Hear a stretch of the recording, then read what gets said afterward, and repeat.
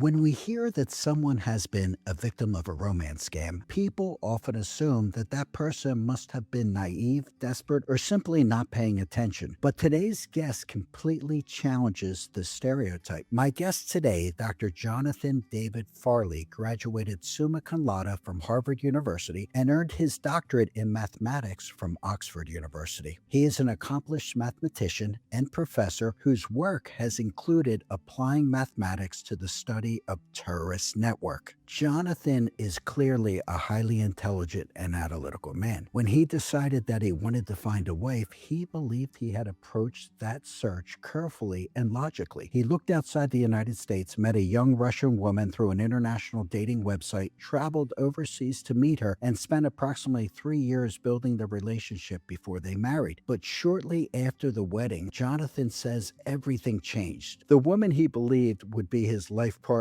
began behaving like someone he no longer recognized. By the time the relationship ended, he estimated that he had lost close to $50,000, and he was left questioning whether the relationship had been genuine from the very beginning. His experience raises an important question. If someone this intelligent and accomplished can be deceived in a relationship, could this happen to any of us? Today, we're going to hear Jonathan's complete story. We're going to examine the warning signs that maybe he missed and discuss what his experience can teach anyone looking for love, whether that person is dating internationally, online, or right here at home.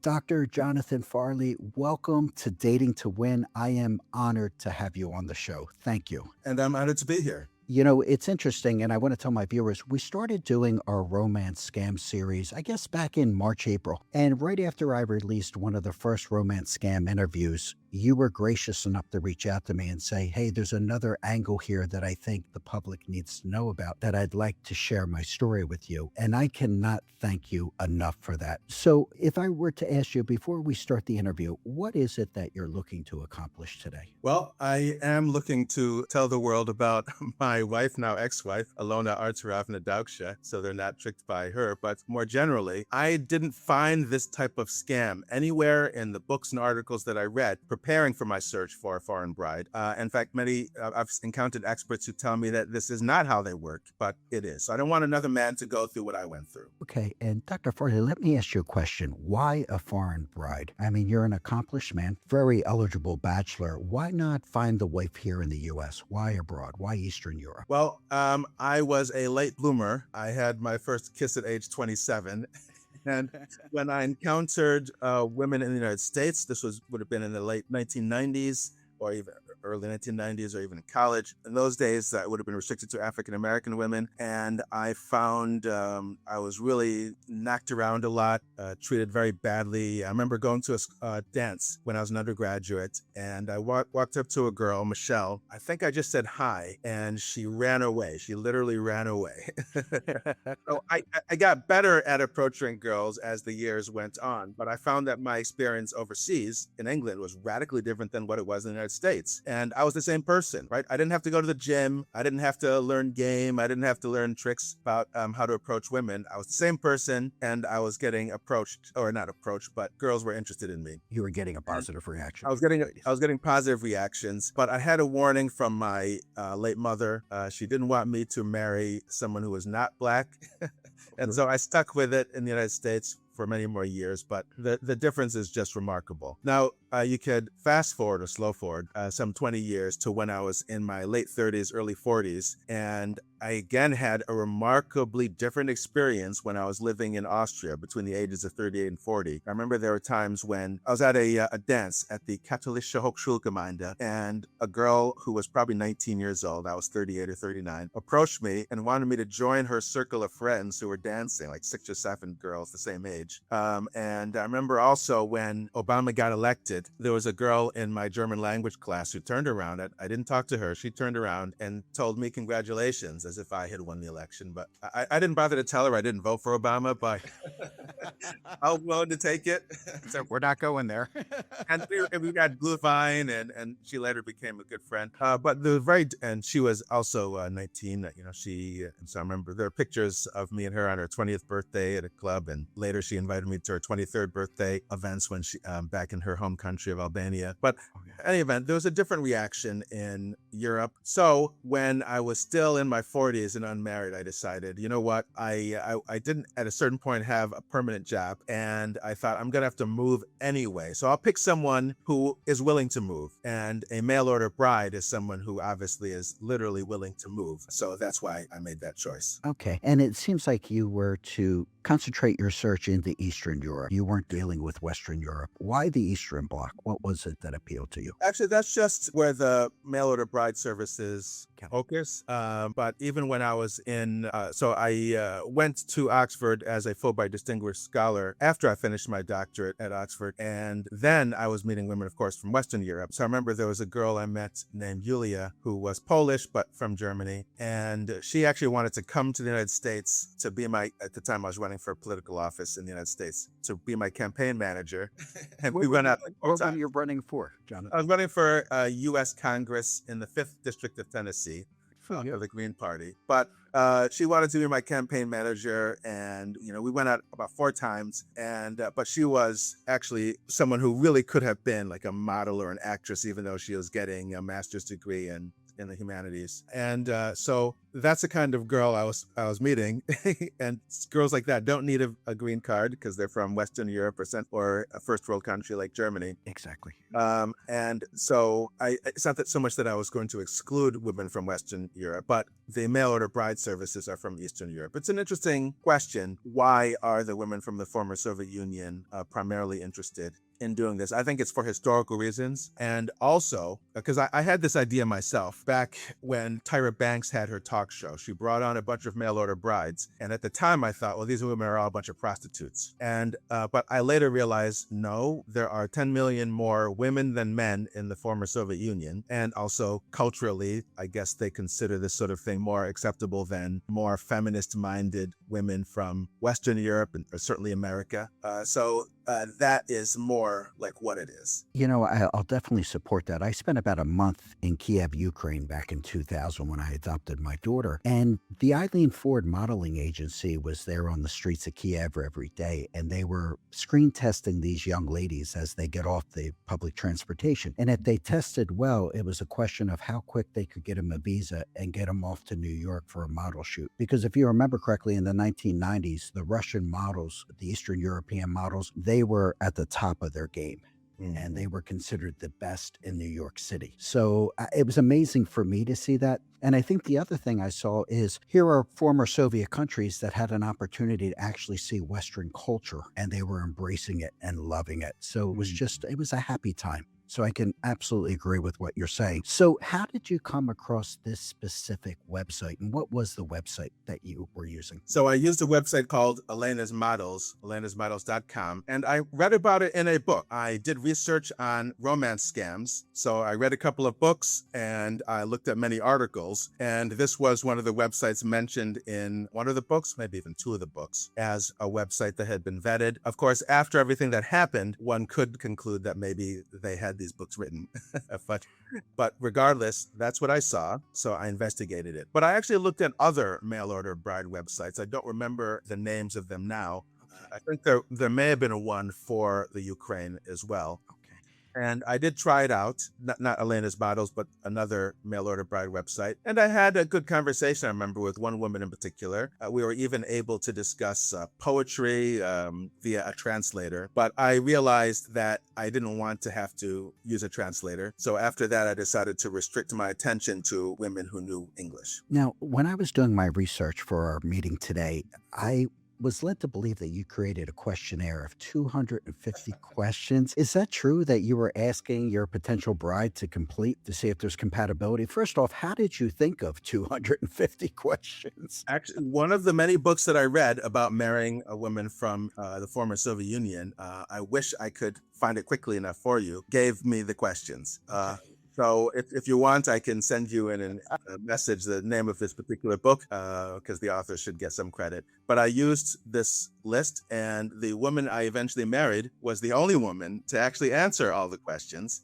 And she answered them adequately. Okay. And I want to say this because this is part of what's important. She didn't answer all of them the way you would expect, right? So if she wants to hook me, she would have answered all of them exactly the way I wanted her to. And there are some that she didn't answer quite, the way ideally, the way I would expect. want her to answer. And so that's one reason why I fooled myself into thinking that she was genuine. Very good. Now, we talked last week on the phone, and you had told me that you were actually traveling over to the Siberian region of Russia to meet a different woman, someone that you had been conversing on this website, and that didn't work out. And then you ended up actually meeting the woman that ultimately became your wife. Can you tell me a little bit about that, how that played out? Yes. So on the website Elena's Models, I found a girl that I considered to be interesting, and I started corresponding with her for about 6 months. So every day we were either emailing each other or actually speaking on video via the website Skype. And I found conversations with this girl very easy. We had a lot in common. We watched the same TV shows. We liked the same sorts of movies. We even watched movies together, believe it or not. So she was in Siberia and I was in the United States, and we would play a movie, hit the play button on the computers at the same time, and then have the Skype going simultaneously so we could see each other too and react to different parts. So I decided to meet her in person in February 2013. And I went there and I saw her, and then I did an further evaluation of meeting her in person. But after 2 days, I was smitten. I wanted to marry her, actually. And I told her that, which may have been my mistake, but I thought, this is a website for people who want to get married. So why not tell her I want to get married? I want to get married immediately. I liked her so much. But then things soured. I don't exactly know why, though I have some suspicions. I did meet her parents. Then it didn't work out in the end, to my disappointment, but I did not want to have wasted 6,000-mile trip. So pretty close to the day I was supposed to leave, maybe 2 or 3 days before that, I went back to the same website, elenasmodels.com, and I wrote all the women from that same city in Siberia who were on the website. How many were there? There were 9, if I remember correctly. I thought you were going to tell me about 20,000. No, there were only 9 from that city. Okay. And so I wrote them all, and only one replied. And it turned out to be the woman I eventually married. Her name was Alona Arturovna Daubsha, although I didn't know how to pronounce her name until many months later when I heard the woman she said was her mother pronounce it. But I met her in a cafe in the city. And this is also part of how I fooled myself, because she gave me directions to the cafe, and I was wandering all around the cafe, not finding it. She couldn't give good directions, and eventually she came out. It was probably 20 degrees below Celsius, and but I had really good Arctic wear, so I was actually sweating sort of, and so I had to take off my coat when she came out. So it's probably unusual to her, but she came out. I met her then, and then we went inside and chatted, and the conversation was not very interesting. So it was radically different from the woman that I'd met before. Okay. And you might think, well, if the conversation was not interesting, why pursue it? Well, I mean, she was young and she was pretty. The other girl was young too. She was 18 years younger than I was. This girl was actually younger than what I would ordinarily have picked. She was actually 23 years younger than I was. But so you were 42 and she was 20. Yes, at that time I was 42 and she was 20, but her birthday was October 30th. And so we chatted, but then we kept in touch. And she actually was writing me. In fact, if I remember correctly, the first week I wrote her and the email bounced back, and I thought, oh, she gave me a fake email address. But I had actually written it wrong, and she wrote me, if I remember correctly. So she stayed in touch. And as I said, she answered all the questions. Even the girl that I'd gone to Russia to meet, who I thought was great, that I wanted to marry after, 2 days after meeting her in person, she didn't answer all the questions. Then about 2 months after that, Alona wrote me saying, maybe it was 4 months. Alona wrote me saying, do you want to meet my parents? At the time, I happened to be in the Czech Republic. Even though I met Alona in Russia, at this point, she was traveling in Turkey, she said, with her parents, and wanted me to meet her there and her parents there. And that was an easy flight for me. So I flew from the Czech Republic to a place called Alanya, Turkey, where a lot of Russians live. And there I met the people she said were her parents. Now, I'm using this long expression, the people she said were her parents, because after the marriage fell apart, I began to think that these were actors, that they were not her parents, and That that they were she had hired staged. them to fool me, or the organization she was working for had hired them to fool me. Because with my over analysis, I thought if she were tricking me, if she were a scammer, she'd have to be a prostitute, and therefore she wouldn't be introducing me to her parents, letting them all know that she does this sort of thing to And take money that's from men. that's a good point. Let me back up for a minute. Obviously, there's a 22-year age difference here. Did you ever have a conversation with her where you said, "Look, you're 20 years old. I'm 42. When I'm 82, you'll be X. You'll have to take care of me." Was there ever a conversation like that? How did she respond? No, in fact, that never occurred to me. Okay. So, no. So, were you smitten on the mere fact that she was 20 years old, that she was beautiful, young? So I was willing to go along with it because she was young and pretty. Okay. Men shouldn't be made to feel ashamed of that. This is what created the human race, men being attracted to young, pretty women. But it was actually more than that because, so the first girl, as I said, I wanted to marry her within 2 days. With Alona, I wasn't sure. And I continued to try to study her to see if this was something I wanted to go through with. And I didn't make my decision until about a few months after I first met her. Oh, that's In fact, she wanted to come over to the United States about 6 months after I met her. And I said, or maybe it was about 8 months after I met her. And I said no.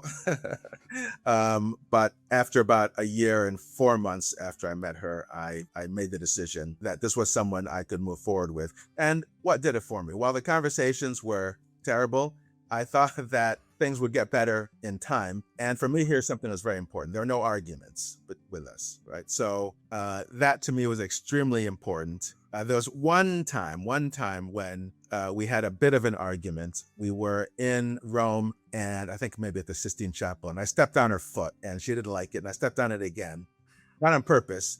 And she seemed upset. She was upset, but I didn't like the fact that she got upset, so I gave her the silent treatment. And then she seemed after a while to be a bit recalcitrant, and she said, we should talk if there are problems. And so that was okay with me. And I later learned that she had actually worn new shoes that were literally cutting into her feet. I could see the blood. So okay. I can tolerate that if that's the one time she seems cross. And it was the one time we had even anything remotely resembling an argument. So to me, that was extremely important. So, if I can stop you here, looking back, it's been 10 years now. What were the red flags at this part of the story that you did not see that you see today in reflection?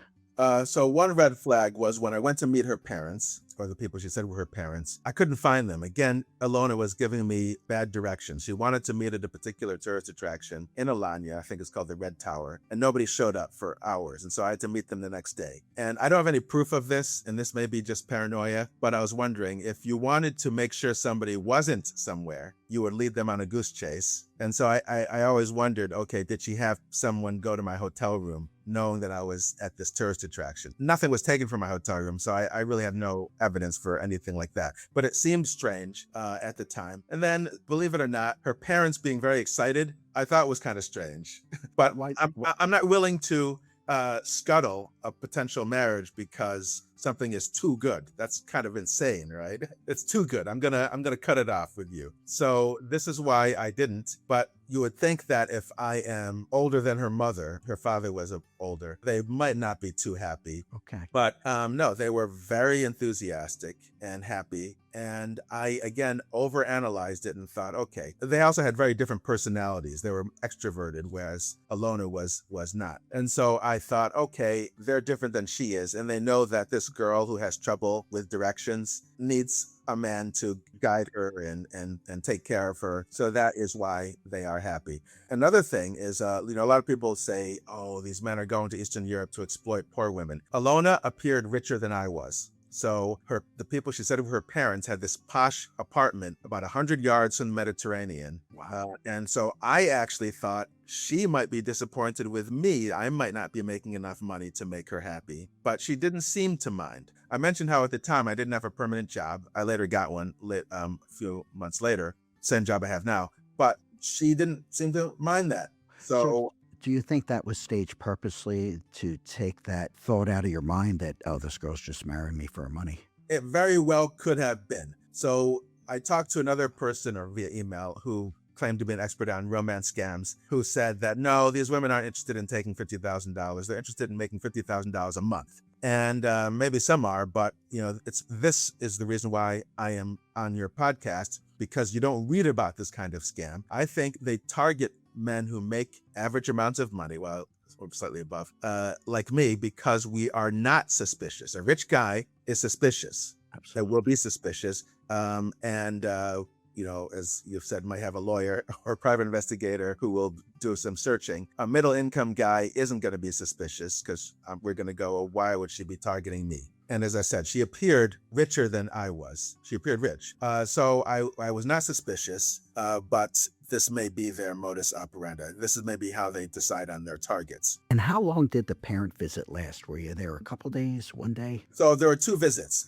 First, they were only in Turkey for a few days, according to Alona. Everything I say that she said, might be a big lie, but they were just there for a couple of days. And then I met them. And then a few weeks later, apparently they were back. I guess they were going in between Russia and Turkey, according to Alona. And so I went back because I happened to still be in Europe.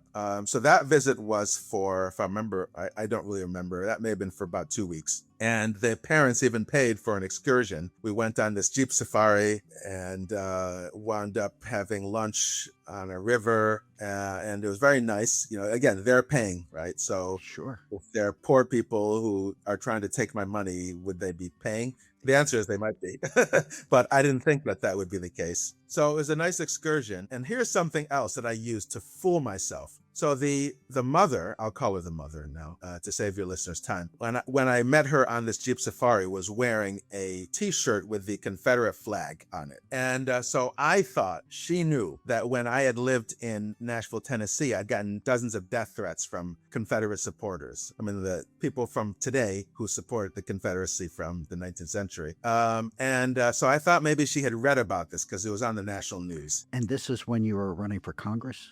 It happened around that same time, yes. Okay. It wound up lasting for several years. I had to flee Tennessee, in fact, a few months later. But this was in the national news. So I thought that maybe Alona's mother who said her name was Tatiana, that she had read about this and was testing me. I thought she was testing me to see if I would have some kind of angry reaction over seeing the Confederate flag. I didn't mind. I mean, with her wearing it, because I figured she just didn't know, or that she was trying to do this test. So I thought that was a sign that she was genuine, that Alona was genuine, and her mother was trying to see, in whose hands am I giving my daughter? Is it a guy who can keep his temper, or is it some guy who's going to be out of control? So now I think it may have just been a pure coincidence, but this was one of the many reasons why I fooled myself into thinking that Alona was actually genuine. And then Alona and I went on various excursions of our own, including parasailing, which I now realize is kind of dangerous. But just a little. Yeah, but but that lasted, I think, 2 weeks. And then we stayed in touch for several more months, but we didn't speak that often. And this was another red flag. She only wanted to Skype maybe once a month. I told you that the other girl, we talked every day or every other day for bare minimum, and we communicated every day. With Alona, it was once a month, and I thought, okay, that's strange, but the conversations really are dull anyway. I thought they would get better, but they were kind of dull anyway. And now I think that the reason why she wanted these conversations so infrequently was that she may have been doing it with several men simultaneously. I was just there was even a time when she said she was on vacation with her parents in a place called, I think it's called Altai. And I asked her for photographs, and instead of sending me photographs of herself, she sent me generic photographs, like actually physical photos with a frame of the place, which I thought was crazy, but I thought maybe she just misunderstood. Now I think, no, she understood, but didn't want to show me pictures because maybe she was there with her real parents or with some other man and didn't want to reveal that. But I saw her in person again in January 2014. We spent a week back in Alanya and then a week in Istanbul. We were in separate rooms in hotels, but it still wasn't enough for me to decide. And then we had a couple other meetings, but by the middle of 2014, I had made my decision, and decided, yes, this is a girl I could marry. And that was a mistake. I want to stop you and I want to go in reverse a little bit. What were your friends, your colleagues, your family telling you? Were they kept in the cold or were they aware that you were conversing with this woman? There was no reason why I would keep it a secret, but I don't recall them saying anything or having any particular advice. And they really didn't. After I got married, I didn't really think the actual wedding was that big a deal. It would have been nice, but no family members showed up. The chairman of, I'm a university professor. The chairman of my department showed up, and then my PhD student at the time showed up, and that was it. And then my mother, though, she did have warnings for me. Okay. And I, despite what I said about not liking arguments, I did argue with my mother. I apologized for it after the marriage fell apart when I realized that my mother had been completely correct. They always are. My mother had warned me. She was very welcoming to Alona. In fact, there was one day when my mother took Alona out to go shopping, and Alona spent $3,000. My mother paid for it. And my mother told me all Alona did was just like dump stuff in In the cart. shopping carts. And it was crazy. And then later, the neighbors had a party for us, the newlyweds. But after a short time, I looked around and I didn't see Alona. I thought maybe she had gone to use the facilities or something like that, but she just didn't come back. So when we went back to our house, Alona had gone back there. She said she had gotten sick from food and had expelled it, vomited. And but my mother said she didn't see any evidence of this and thought that Alona was hiding something. Now, my mother thought that Alona might be a spy, which I thought, well, that's ridiculous. And but it turned out she may not have been a spy, but she was hiding something. And my mother detected that Alona was hiding something. In retrospect, I now see what was going on. Alona didn't want to meet the neighbors because part of what it takes for her strategy to work is isolation. If she encounters other people, then those other people can do what my mother tried to do, which is warn me, or they can see inconsistencies in her story. Like one of the neighbors said that Alona had told them she was Lithuanian, right? Oh, wow. And after the marriage fell apart, I did Google and found that she had in fact gotten Lithuanian citizenship.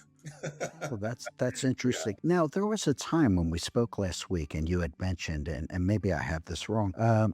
Her parents, or what she represented as her parents, her father said that she was not permitted to see you without a game plan, without a future. Is that Yeah, correct? so I didn't hear that from her father, but Alona herself told me this. So around June of 2014, I had decided I was going to submit the paperwork. It was probably the world's most romantic proposal. I just filed the papers, and and I don't know how it was that I wasn't aware that she was not aware. But after several months, I checked in with my brother Felipe, who was a lawyer, about this paperwork.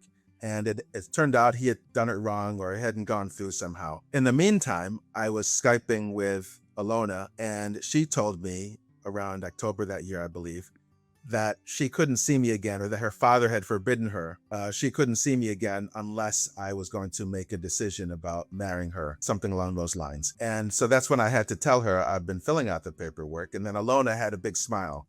Foolishly, again, I overanalyzed it. I thought she was happy because we were getting married. But now I think she was just happy because she saw that her plan was working. You know, Jonathan, if I can interject at this point, we have red flags that we see in all these romance scam interviews. Now, yours is very different because yours was a one-on-one meeting with a woman. You're not dating a female oil rig driller, out in Yeah. sea. But it's interesting, and you've mentioned 3 red flags already. The first red flag was the isolation, that she wanted to isolate you because the more chefs in the kitchen create more chaos for what she's trying to overcome. The second was creating the emergency. And the emergency here was, look, my father forbids me from seeing you any further unless we, have a game plan. And then the third was when your mother took her out for a day and she went on a spending spree. So you could see that there was definitely some monetary gains here. So we've got all 3 red flags at this point. You're not married yet. Did any of this dawn on you at that time? Actually, when she went on a spending spree, that was after we got married. Oh, it was after. I'm sorry. Yeah, Okay. believe it or not, before we got married, she never made any requests for money.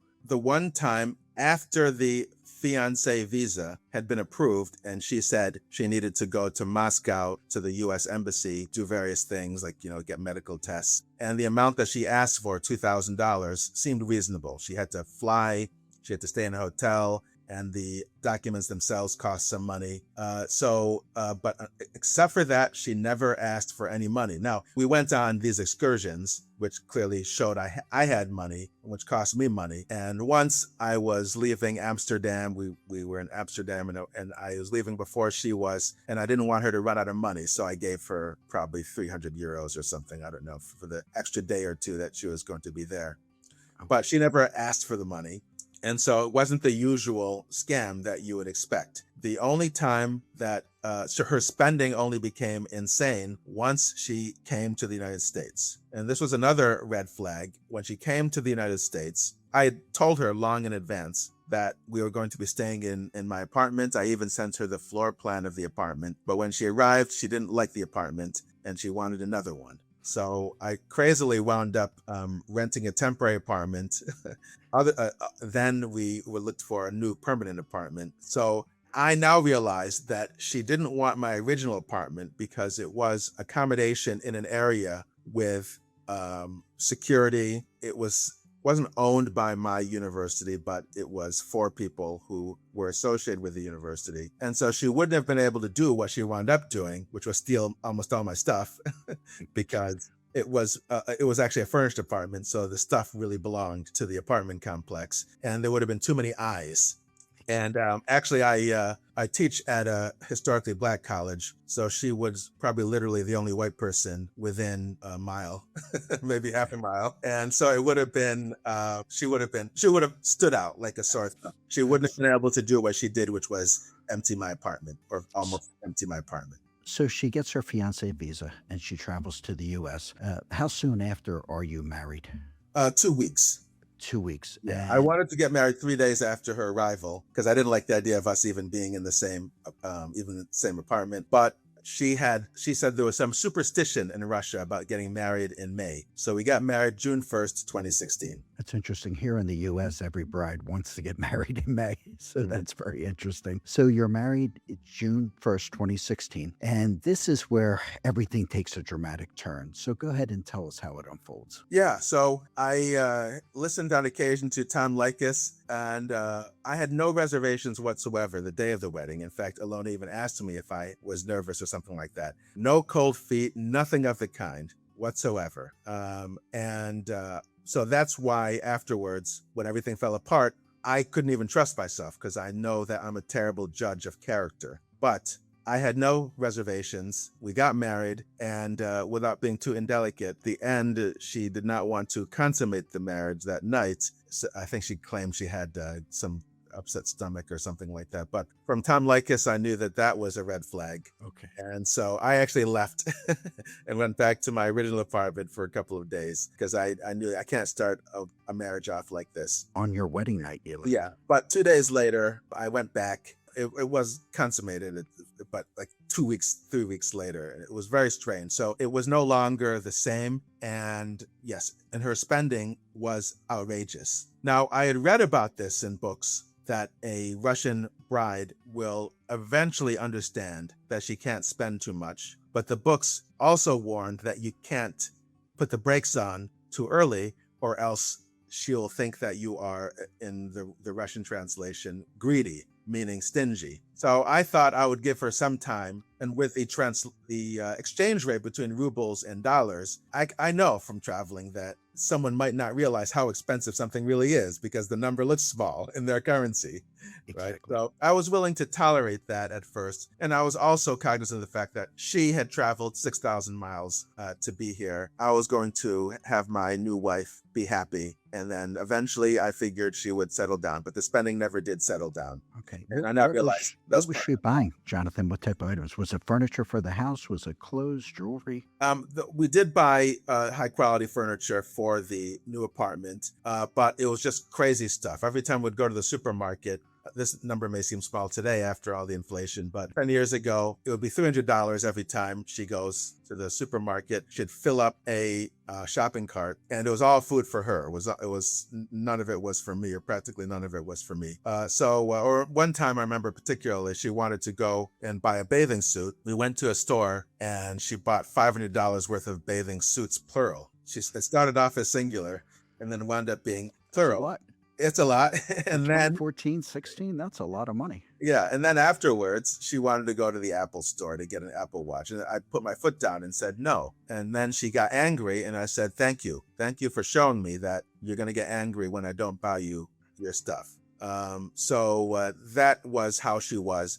And when I eventually sent her away, I helped her carry her stuff. And she bought so much during the 4 months. Okay, your audience can laugh now. During the 4 months that we were married before we separated, that, I wouldn't have been able to carry it. And yet she only had 3 bags when I took her to the airport that were checked. So I don't know where that stuff went, but I suspect that part of her plot was simply to buy anything because I'm paying for it and she can sell it. And whether she sells it for pennies on the dollar or not, it's pure profit for her. So that may have been what was going on. Well, Jonathan, if I can make you feel any better, I met a man last week that was married for less than a week. Wow. So, so he would love to trade places with you. So let's move along and talk about her attitude toward you and the fact that you had told me previously that you never argued, you never had a bad conversation. It might have been a little dull, but it was always friendly and cordial. Now that's taking a turn, correct? Yes. So once we got married, at a certain stage, she was, I don't like using the word abusive because that's abuse, that word, but she became verbally contentious, insulting. And I remember telling her that if we'd even had an argument like this once, I never would have brought her over to the United States. And I said that you tricked me. And then she replied, well, you tricked me, but I didn't trick her. I laid out exactly what my expectations were. There were the 250 questions, for example. Oh, absolutely. So at one point, it was so over the top that I thought, okay, something is going on here. She's not actually this angry. And I had read on the website called A Voice for Men that this is something that women sometimes do before they get a divorce because they want to provoke the man and so have some excuse they can use to get an advantage in court. Now, she didn't provoke me, but I got the sense that she was trying to. I'm as cool as a cucumber, but I got the sense that she was trying to. So before she could progress from trying to provoke me to just making stuff up, I moved out of the apartment. Okay. Back to your other apartment that you still Yeah, had. back to the original apartment, which the lease was, I still had it. So I just moved back there. And it was a relief just being out of her presence, going to the supermarket and spending a small amount of money instead of $300. It was just such a relief how things were with Alona. It was really a nightmare being with her. But How long were you apart? So I wanted to reconcile because I hated the idea of being divorced. So I wanted to reconcile. And so I suggested that we meet up in 2 days' time, which we did. Now, because I still did not trust her, I did not want to meet with her in the apartments where we were alone. I wanted to meet her in the lobby of the apartment building. And she knew why I wanted to meet her in the lobby. But we were to go to my favorite festival in Baltimore, the Baltimore Book Festival. And instead, we went to another store. So she wanted to go to store, I think the Verizon store. And while there, she wanted to change the iPhone that I had bought her. Even I didn't have a smartphone, but I had bought her an iPhone. And she wanted me to change the ownership from me to her, or whose name was on the contract, from me to her. But they wouldn't do it because she had not had the phone long enough. Okay. And then we went to dinner, and then things fell apart at dinner. So at dinner, she was further insulting, and I gave her a warning. I said, if we were simply dating, it would be over right now. And then she continued, and eventually I said, okay, that's it. We're getting a divorce. And then she picked up a glass of red wine and tossed it on me in the middle of the restaurant. And it was fine because I was wearing a black shirt. So there's no stain. But then she walked out. But even so, I thought it was performative. It didn't seem like she was really angry, but that this was something she thought she should do as part of a script. That she had seen in a movie. Yeah, that she had seen in a movie. It's actually similar to what had happened 2 days before. when I moved out, I didn't tell her I was moving out. I was just moving out. Eventually, she figured it out. And so the parking garage, where as I was driving out, she ran down there or took the elevator and then came down there and she jumped in front of my car. And so I stopped and she had what looked like her iPad. And I don't know if she was filming me or if she was reading from a script, but she came over to the window. And I remember the time it was 7:11 p.m. And she said, perhaps that you've heard of the Russian mafia. And she said, maybe you'll wind up in the news. Wow. I did not take this seriously because I thought, obviously, my wife could not be part of the Russian mafia. She's simply angry. But 9 days later, I didn't know it at the time, but 9 days later, we separated. I never saw her again. And when I came back from the airport, I went back to the apartment that she had been living in alone for the previous 9 days. Now, when you say went back to the airport, you were flying her back to Turkey? Yeah, so everything fell apart within 9 days. I moved out of the apartment. I thought we would meet up again for dinner, but then she throws the red wine on me. And then I say, you know what? Even though I'd said we're getting a divorce, I want marriage counseling. I didn't hear from her for a couple of days, but then she said, no, I just want the divorce. And then she told me that she wanted me to get a plane ticket to Alanya, Turkey, to leave on, in 2 days' time from that time. So it was on a Tuesday morning that she seemed to have gotten my message and said she wanted a plane ticket for Thursday. So this is why I then, 4 days later, I thought she really was in the Russian mafia, because what happened was she emptied my apartment. I didn't know this until after I'd gone back to it. So when I picked her up to take her to the airport, she met me outside the apartment, actually near the parking garage. And I wanted to check out the apartment because I thought, okay, maybe she's angry and would have destroyed the apartment or damaged it somehow. I wanted to check it out, but my key wouldn't work. So I went back down to her and wanted to try her key. And her key didn't work either on the doorknob. And she said, how could I have done anything? And I felt terrible that I could even have suspected her of any wrongdoing. That's how good an actress she was. She is the best liar that I have ever knowingly met, at least up until what happened. This will take us too far afield. My brother, who turned out to be even worse. But up until that time, she was the best liar that I have ever knowingly met. She made me feel terrible for suspecting her when it turned out that what she had actually done was worse than anything I suspected. So I alerted the security guard in the lobby that I needed help with my door. They called a locksmith. I took my wife to the airport and I had a speech prepared. I even wore the exact same suit I was wearing the day we met, deliberately, even though it was now a little worn at this point. And but before I could give her my speech, she gave me one. She said I shouldn't just think about myself. I should think about others. And I thought, what? Everything I've done has been to make you happy. But I was dumbstruck and I just said, I don't know what you're talking about. And that's how I left her.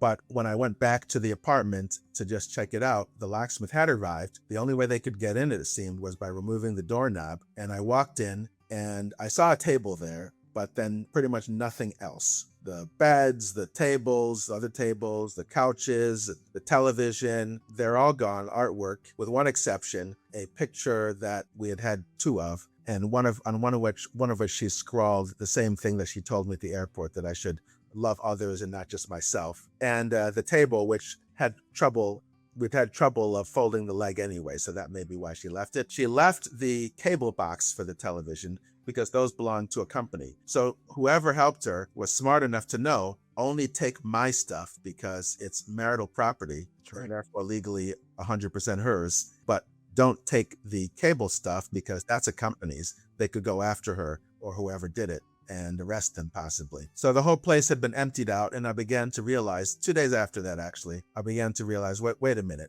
she couldn't have done that by herself. In a new city, not American, didn't have a car of her own, and I wouldn't even have known where to get equipment to damage a doorknob. I didn't even know there was such equipment. She did it essentially in 2 days because she could only have known that I would buy that plane ticket, which was on a Thursday night.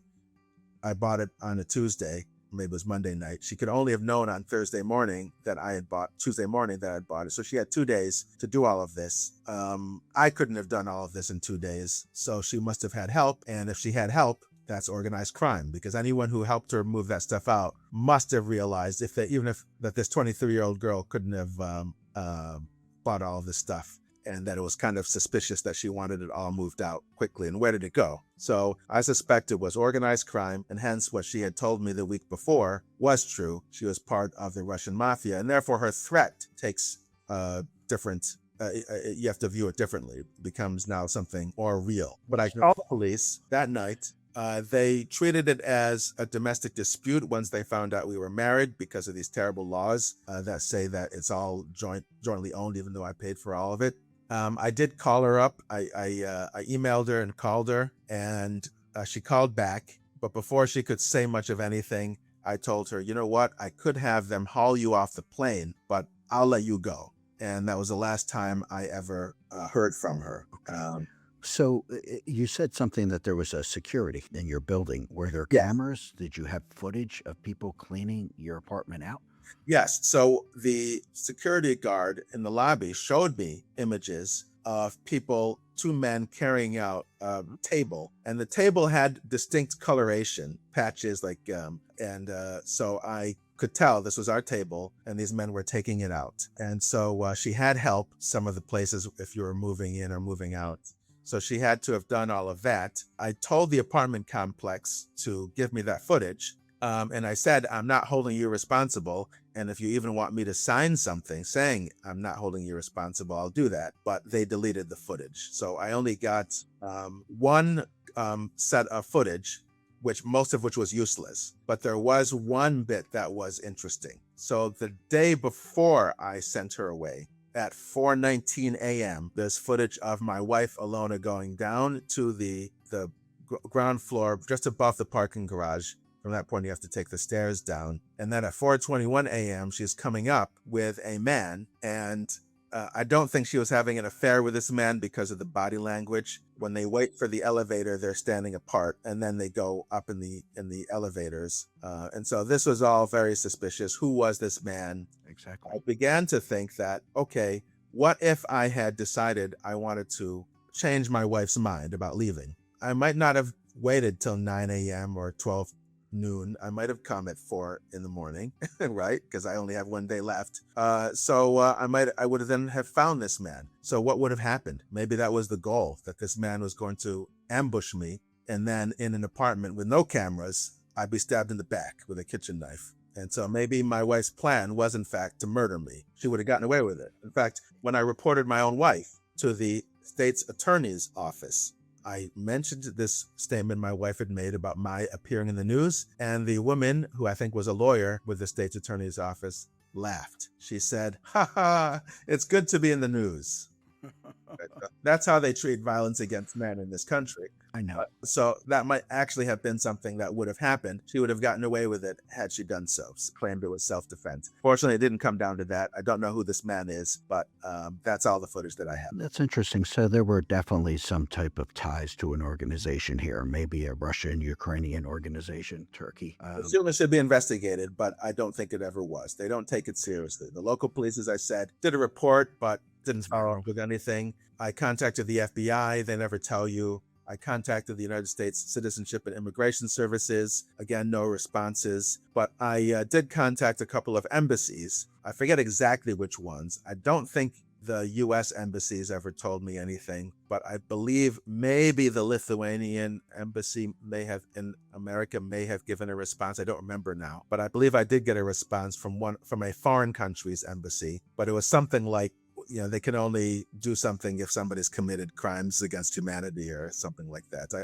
I don't remember exactly what, but it was some kind of response like that. So at this point, Jonathan, how much money are you out from start to finish? So I did a calculation once, and I estimated that I had spent about $50,000 on her, but that included the money I spent on the trip. So it's not like I handed over $50,000 to her. So if the marriage had been genuine, I wouldn't have regarded that money as having been lost at all. Does that also include the value of the furnishings? Yes, it includes the value of furnishing. So that stuff she got, of course. But initially, I thought that the furniture cost around $8,000. But when I did a more precise calculation, I spent about $5,000 on the furniture. And so that, yes, she got that. She got the things that I bought for her, and we went on trips, so that was paid for her, but it wasn't money that she got directly handed over. Before I sent her away, I did agree to give her $3,000 in cash, so she got that, but it wasn't that I handed over $50,000. I understand. What is it like, if I can ask you, to divorce a woman that you've married that resides in another country? Was it complicated? What did it entail? I retained a lawyer, but we couldn't get the divorce to go through for 3 years. Even though I have not heard from her since late September 2016, the divorce didn't come through till 2019. Maybe Contesting it? she was not. But maybe once a year, we would. I would go with my lawyer to a court, and then I'd be asked by the judge or magistrate, whatever they're called, in Maryland, if my wife was in the United States Armed Forces. And I take these oaths seriously, to tell the truth and the whole truth, nothing but the truth. So technically, even though I knew that she really could not have been in the U.S. military, I had to say I don't know. In fact, I can't say I know anything about my wife. I don't even know if her name was Alona Arturovna Dauksha. It could all have been a lie. Maybe she was older than the 20 years old she claimed to be when I met her, and maybe she was 30. Who knows? Okay. Because I didn't think that she could have done it so perfectly unless she'd had practice. And she was always looking in a mirror. I thought maybe she was looking for wrinkles to see if she can really pass for a 20-year-old. But anyway, she claimed to be 20 when I met her. But I couldn't say for sure she wasn't in the U.S. Armed Forces, and then it would be done for another year. And so eventually my attorney said, look, you can just say, no, she's not in the U.S. military, because they take it as a given that it's to the best of your knowledge. So I finally just said no. I didn't say I don't know. And so I got the divorce in 2019. But I think another thing that may have played a role is that a reporter did a story on a local television station about my wife and me. And so the judge knew about that. And so they understood that this was a fraudulent marriage anyway, but I can't say for sure. Interesting. So do you think that maybe this wasn't even her name? Maybe she's running these types of scams on gentlemen every 6 months, 8 months? Yeah, I can't say anything is true about her. Okay. As I said, not even her name. Maybe these passports, they make them so good that they can fool even the U.S. government. I don't know. Back then, absolutely. A little Yes. harder today, but back then, without a doubt, they could.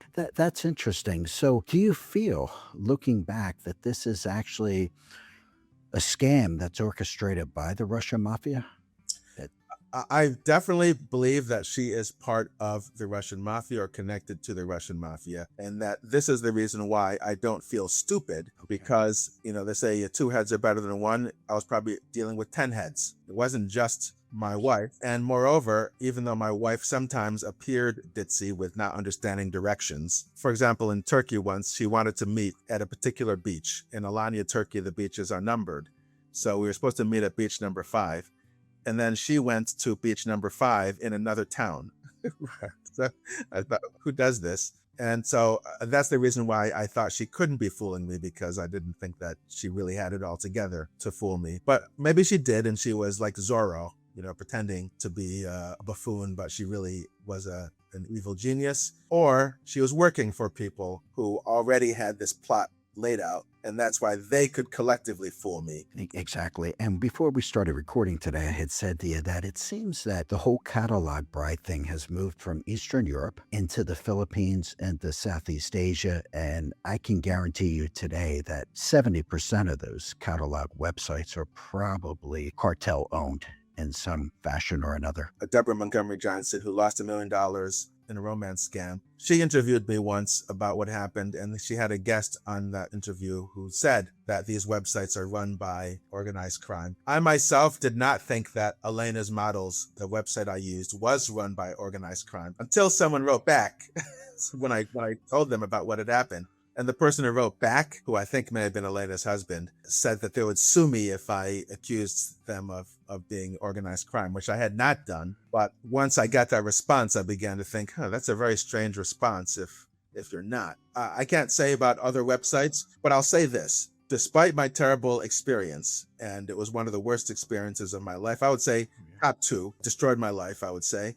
Despite that, I wouldn't warn people against marrying a mail order bride. I would just warn them against these scams. The safest thing is not to do it at all, of course, but I met several people using the same website, and I met the parents, at least 3 of them, if we assume these were Alona's parents, or people who said they were parents, and I don't think they were all corrupt. 2 of the women whose parents I met, I stayed in touch with these women for years. They did translations for me, in fact, from Russian of mathematics articles. And I think that if they had been crooks, then they wouldn't have stayed in touch with me and done this translation. So I don't believe that everyone is a scammer. And then some women, like I met a woman who literally was a model and an actress, had dinner with her in Prague. Some of them are upfront and they say, they want a man who can take them traveling. Right. So, okay. So they're saying, So they're saying they want a man who's a provider. For me, I'm not going to say that's a red flag. I'm just saying that's not for me. And, there's one other thing that Alona did, which was interesting. It fooled me. On the website, alenasmodels.com, you'll find that all the women who do not have children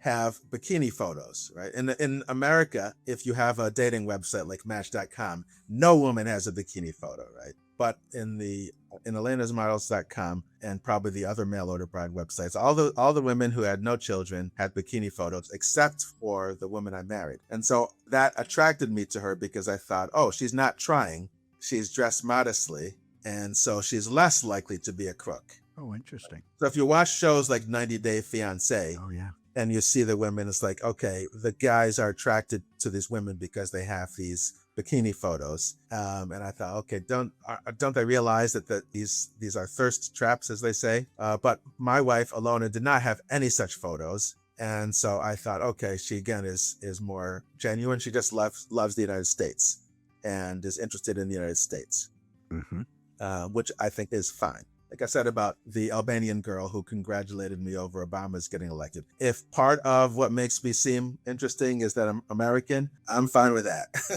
Absolutely. So if I can ask you a very important question, what hurt more, the heartbreak or the fact that you were scammed? It was the fact that I was scammed. More Then I realized that from the very beginning, she was scamming me and that none of it was genuine. It wasn't simply a marriage that fell apart. And so I realized that I am no judge of character. I can be fooled by anyone. Anyone can be. And I was shell-shocked for about a year. I woke up angry every day for a year. But not heartbroken, angry. I was angry. How about that? Yeah, I was angry, yes. Okay. And then one day I woke up and I wasn't angry. Whenever I went back to the apartment that the 2 of us had shared, for some reason I didn't get rid of it. It's crazy to me now in retrospect. I was wasting all that money. But I continued paying the rent, but I couldn't live there because the furniture had been stolen.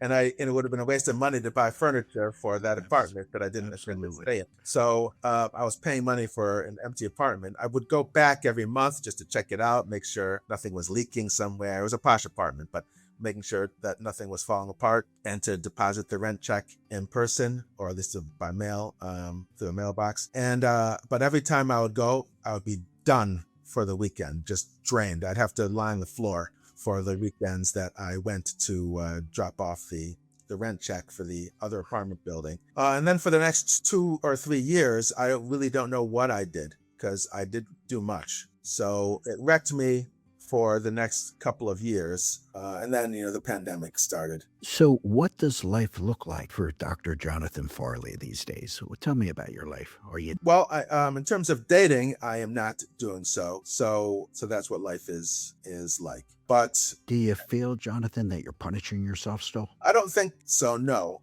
It's just that I think that what I want is someone who is in her prime, because I feel that's what I lost out on when I was in my prime. Well, I could still be in my prime if I got in shape. I haven't been working out for years.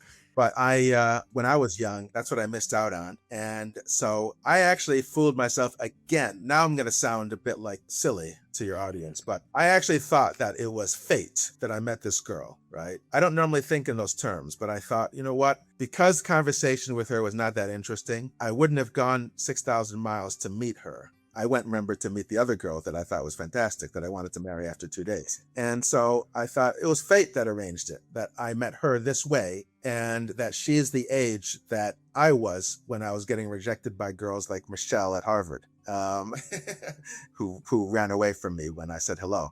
Most women at Harvard reject men. End of story.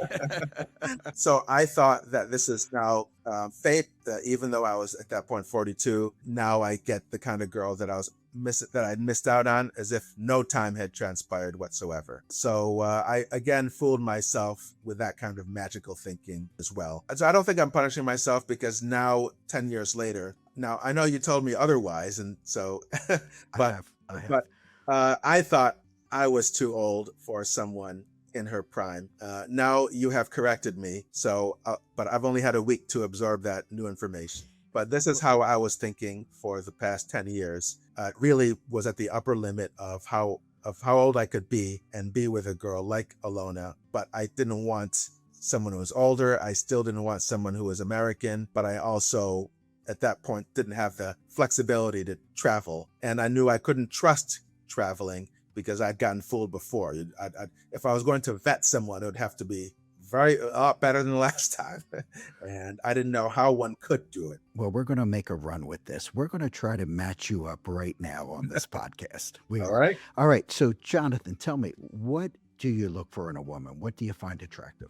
Certainly beauty, but I would actually want someone who is more important than just beauty, someone who is in her prime, because as I said, I still feel like I lost out on something. And I want someone who is pure, because I think what fell apart with my marriage was, while my wife had acted prudish sometimes, as I said, she did not have any bikini photos on her profile. She had mentioned some guy that she knew on one of her previous trips to the United States, and I glossed over it. I didn't really inquire too much. But a week before I left her, before I sent her away, she admitted that this guy was a boyfriend, an ex-boyfriend. So I think that when they have these ex-boyfriends, that boyfriend is going to loom larger in her mind, in her emotions, than me. So I'd want someone who doesn't have any of those competing. But that happens with everyone. That's an impossible request today. I think that one, I think you need to give in on a little bit.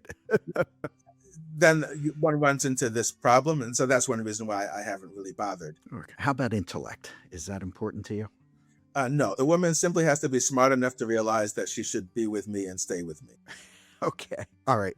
So here's what we're going to do. I'm going to have you create an email address for you, and I want you to give it to me. I'm going to put it in the description of the podcast, because we have a very large female audience. And Jonathan, you're quite a catch. I mean, Harvard educated mathematician. I don't even know how you apply mathematics to a terrorist network. That is, I can't even comprehend that. So you're quite a catch. So what I want to do is I want to put this email address that you're going to give me. And ladies, if you're interested in Jonathan, that email address will be in the description below. Please, no scams, no Russian mafia, no pig butchering. All right, everything's got to be sincere here. But I want you to put this to bed, and I want you to move on with your life. It's been 10 years. You know, it's just something, and I appreciate what you're doing, but I think in the long run, you're hurting yourself.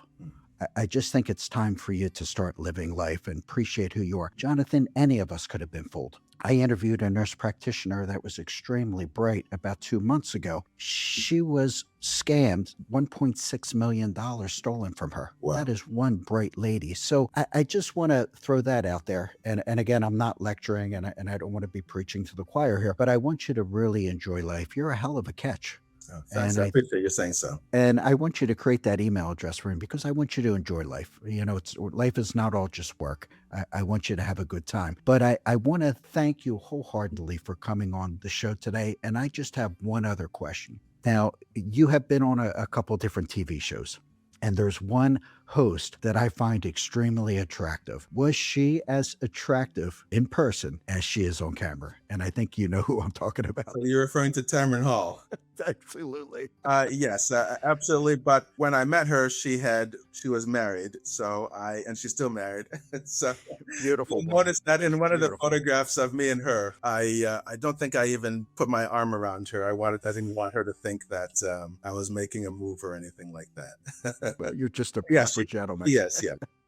But thank you. I'm just teasing with you there. But Jonathan, thank you for being with us today. And I want you to understand this could have happened to anyone. And your bravery to come on the show and share this. And before we went on the air, I said, "Hey, Jonathan, what do you want to come from this interview today?" And you said, "Absolutely nothing. I just want to make people aware that this is out there. It's not broadcast widely, and they need to be aware of it." And that says a lot for your character and for who you are. And again, thank you so much for being with us today.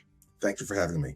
And to our viewers, thank you for tuning in. Thank you for listening on the podcast. And thank you for watching on the YouTube channel. And remember, we're not just dating, we're dating to win. And I will see you on the next episode. Thanks for listening to Dating to Win. If you're serious about improving your dating game, don't miss an episode. Hit the subscribe button or go to youtube.com/datingtowin25. Good luck out there. And we'll see you on the next episode of Dating to Win.